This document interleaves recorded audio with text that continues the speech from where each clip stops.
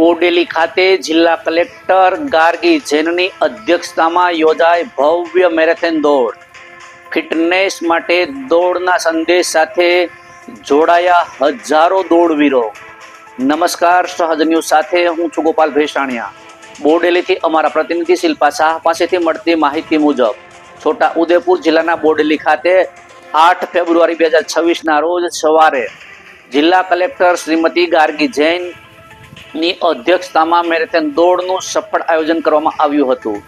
આ મેરેથોન દોડમાં હજારો દોડવીરોએ ઉત્સાહપૂર્વક ભાગ લીધો હતો।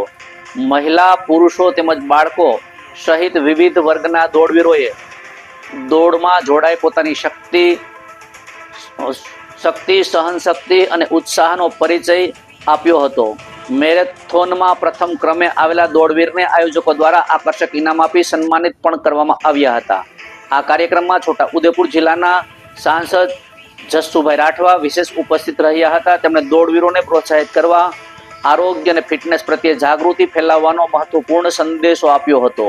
મેરેથોન દોડ દ્વારા ફિટનેસ માટે દોડનો સંદેશ જન જન સુધી પહોંચ્યો હતો અને સમગ્ર કાર્યક્રમ ઉત્સાહભેર, શાંતિપૂર્ણ, શિસ્તબદ્ધ રીતે સંપન્ન થયો હતો। રિપોર્ટર શિલ્પા શાહ, સહજ ન્યૂઝ, બોડેલી।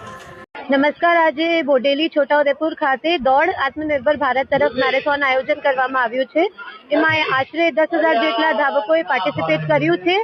જે અમે લોકો રૂટ નક્કી કર્યા છે, આ કેનાલ સાઈડ હતું, એક બાજુ કેનાલ અને એક બાજુ ફોરેસ્ટ। તો આ આપણા છોટાઉદેપુર ટ્રાઇબલ વિસ્તારને એક નવી ઓળખ પણ આપશે અને અમે લોકો આ યરલી ઇવેન્ટ કરવાના નક્કી કરી રહ્યા છીએ અને એમાં ઇનામ પણ રાખવામાં આવ્યું છે મેલ ફિમેલ 21 કિલોમીટર, 10, 5 અને 1 કિલોમીટર કેટેગરીમાં।